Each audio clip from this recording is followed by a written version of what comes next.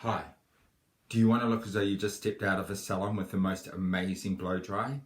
Then I'm going to go through the most common 8 mistakes people normally do when they blow dry their hair at home and how to rectify that.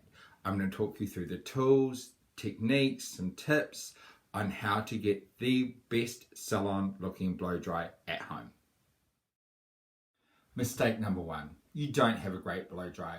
You need to invest in a high quality tool because it is so important, especially if you have fragile hair, really thick hair, or you want to blow dry your hair quite often.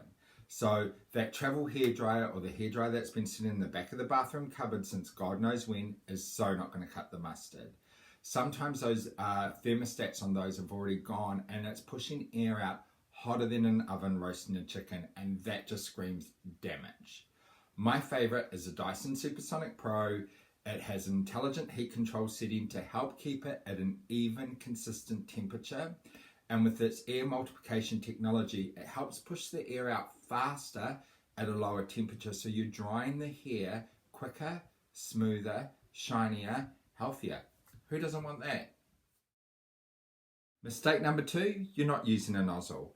If you don't use a nozzle, when you blow dry your hair, the air is just going to blast dry everywhere and your hair's not going to be all frizzy, fly away and not have that smooth finish that you're after.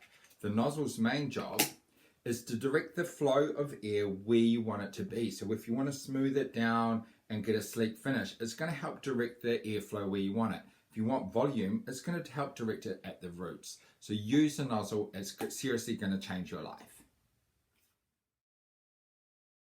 Mistake number 3, you're not using the right brush. There are a multitude of brushes out there and they all do different things, but my general rule of thumb is the bigger the brush, the smoother the hair that you're going to get. Now, I tend to use 2 different types of brushes. So my first one is a ceramic or a metal core brush. These can help dry the hair faster and help create for a more smoother look. But be aware, the metal on this can heat up almost like an iron. So keep drying of hair using these sort of to a minimum. My absolute favorite though is a good bore bristle brush. These have a lot more bristles on them, so they help create more of a smoother result, give you a lot more tension. If your hair's really coarse or prone to lots of flyaways, it's going to help smooth it out. And it's going to help encourage a lot more natural shine. And also you need these little babies, a couple of clips. So that way that you can clip the hair up out of the way so you can concentrate on where you're blow drying first. Mistake number 4, you're not using your products correctly. You need to put the products where you need them and you need to make sure that that product's evenly distributed throughout the hair.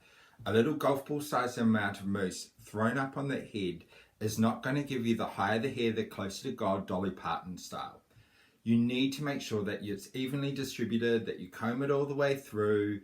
In general, heat protection needs to go all the way through the hair, but you need to sort of concentrate it more on mid-lengths to ends because that's where the hair is most sensitized and needs the most protection. Volume types of products need to go on at the roots. There's no point putting it down through here because this is where the volume is needed. So go in sections, put a little bit of mousse there or volumizing spray or through here and just sort of milk it through, massage it in and make your hair really sort of big and luscious. Serums and creams need to be mainly concentrated on mid-lengths to ends. Once again, that's to help calm down flyaways, tame frizz, and encourage shine. And my favorite product, hairspray. Don't hammer it home once you've got your final look. You need to make sure that the hairspray is evenly distributed throughout the hair and just a sort of about a 30 centimeter away spray. Literally spray and walk away.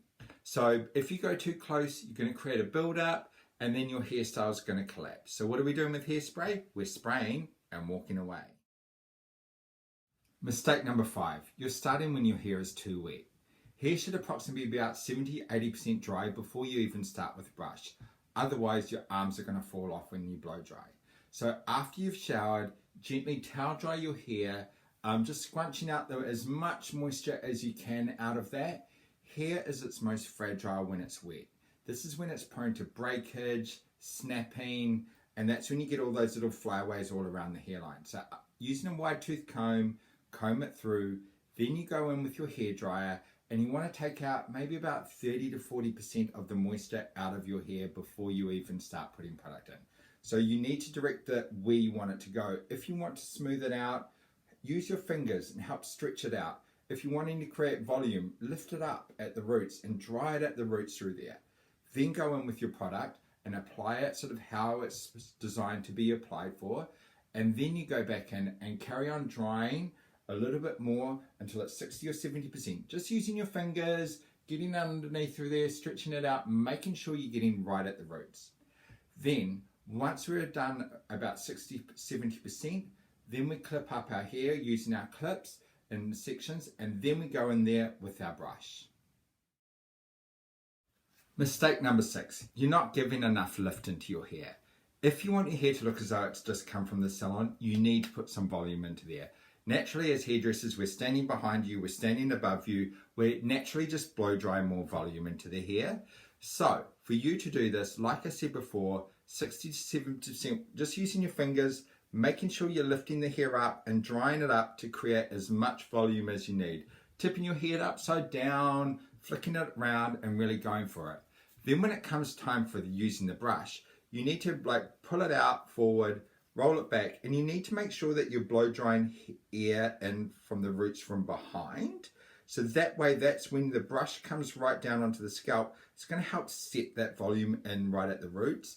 And then when you unleash it, you're going to have a lot more body up through there. So then you're going to have that bounce and that kick that we all want and love. Mistake number 7, starting in the wrong place. Most people tend to go, I'm going to start at the back and work my way forward. You don't want to do that. You want to start around the face. This is where the hair tends to have lots of cowlicks, lots of strong partings, all those little flyaways, and you want to control them first before it dries and sets and becomes too hard to control or to stretch out. So you really want to get in there and dry it all however you need to style it the way you need to. This also goes with your fringe. Most fringes need to sit forward down through there. So dry that first and then tackle the sides around. So that way it's looking perfect when you go through and do it. Then you will also afterwards need to go in and start drying the roots of the rest of your hair. This tends to be where you want to create volume, where you want to stretch it out if you're going for a more smoother result. So you need to go in there, and that's where it tends to be thicker as well. It needs a little bit more work. So before your arms get too tired, do around the front and the roots, and the rest will sort of sort itself out as it goes along. And the final mistake, mistake number 8, you're not letting your hair set. If you're a blast dry, quick smooth over with a brush and then run out the door, you need to stop. Letting your hair cool down while it's still in the brush before moving on to the next section does 2 things.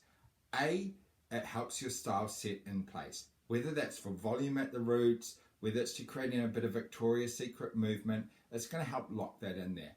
And secondly, your blow dryer is going to last a hell of a lot longer. Why do you think cool buttons were on blow dryers for? It ain't just to look pretty.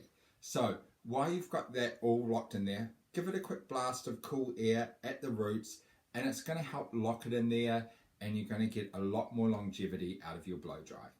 Did you love my little blow tips? Try them out at home. See how you go. You are going to have salon looking hair in no time.